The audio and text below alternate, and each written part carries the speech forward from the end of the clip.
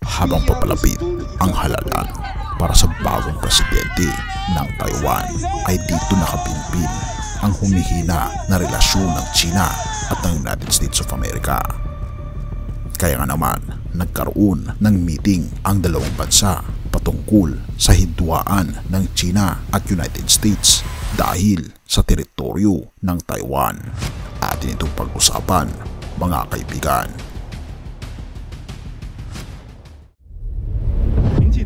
Nababalita sa NBC News, ang China ay nagsabi sa United States na ito'y hindi kailanman makikipagsundo hinggil sa Taiwan habang ang halalan sa isla ay malapit na.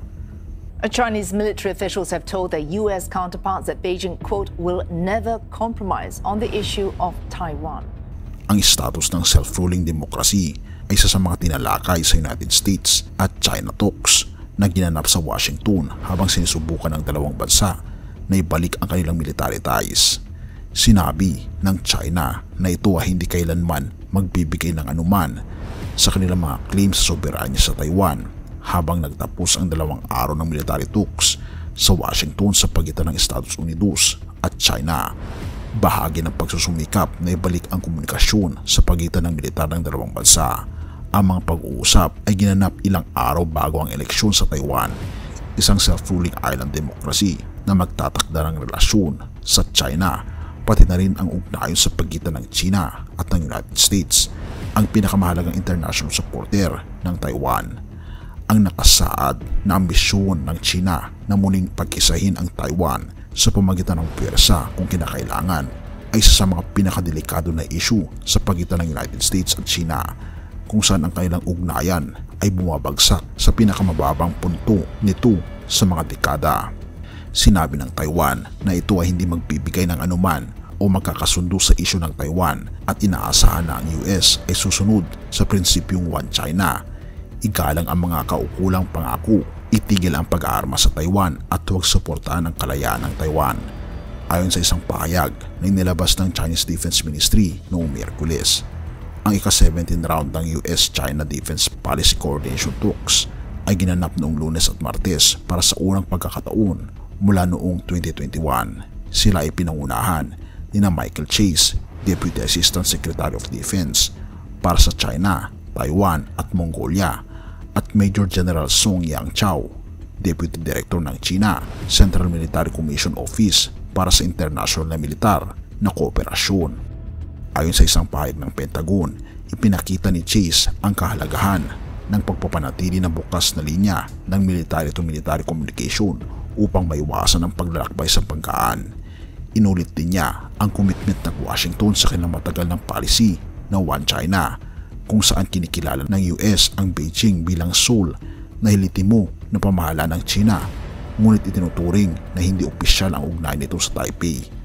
Sinabi ng China na ito ay handang bumuo ng malusog at matibay na military relationship batay sa pagiging pantay-pantay at respeto.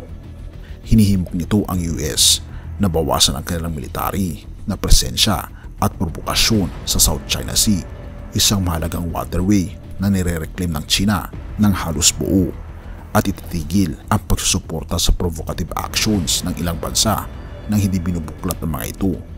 Inihayag ng Pentagon na ipinakita ni Chase ang kahalagaan ng pagsunod sa high seas freedom o navigation sa harap ng patuloy na harassment ng China sa mga Filipino vessel na operasyon na nag-ooperate ng legal sa South China Sea. At nagkasundo sina President Joe Biden at Chinese President Xi Jinping na muling magsisimula ng military ties sa kanilang pagpupulong sa San Francisco noong Nobyembre, ang kanilang unang pagkikita sa isang taon. Tinanggal ng China ang military communications noong 2022 matapos ang pagbisita ni then House Speaker Nancy Pelosi v. Calif sa Taiwan ng labag sa kanilang protesta. Mula noon, mas pinaigting ng China ang kanilang military activities sa Taiwan Strait na nagpapadala ng warplanes at naval vessels patungo sa isla ng halos araw-araw. Ang Taiwan na tinatanggihan ang claim ng Beijing sa kanilang soberanya ay nasa heightened alert bago ang kanilang eleksyon ng Sabado. Inaakusahan ng mga opisyal ng gobyerno ang China ng pagsusumikap na impluwensyahin ang mga botante sa pamamagitan ng kanilang military at iba pang aktibidad sa Taiwan Strait, kabilang na ang serye ng mga balloon na napansin sa paligid ng isla mula noong nakaraang buwan. Noong Martes, naglabas ang Taiwanese Defense Ministry ng Air Raid Alert na nagsasabi na nag-launch ang China ng isang satellite at nag-aabiso sa mga residente na maging maingat. Pinalad itong humingi ng paumanhin sa maling pagsalin ng satellite bilang missile sa English language version ng alert at sinabi na ang satellite ay dumaan sa isla nang walang insidente. Inakusahan ng China ang governing Democratic Progressive Party ng Taiwan na pinaapoy ang banta mula sa mainland bago ang eleksyon upang kumuha ng suporta ng botante. Ganon din ang sinabi ng major opposition party ng Taiwan, ang Kuomintang, na iniisyu ng gobyerno ang alert noong Martes para sa politikal na kapakinabangan na itinanggi ng Defense Ministry. Na kung ating mapapansin, anuman mga kaibigan, ang nangyayari ngayon, huwag tayong mag-aalala. Sapagat binabanggit sa Roma 15 verse 30-15 sa banal na kasulatan, puspusin nawa kayo ng Diyos na siyang bukal ng pag-asa at nawa ay pagkalooban niya kayo ng kagalakan at kapayapaan sa pamamagitan ng inyong pananampalataya upang mag-umapaw ang iyong pag-asa sa pamamagitan ng kapangyarihan ng Espiritu Santo. Kaibigan, ang ating Panginoong Diyos, siya ang bukal ng pag-asa. Siya ang magbibigay sa atin ng kaloob, ng kagalakan at kapayapaan sa pamamagitan ng ating mga pananampalataya na binabanggit sa Roma 15 verse 30-15 na naway mag-umapaw ang pag-asa sa ating mga puso sa pamamagitan ng kapangyarihan ng banal na Espiritu.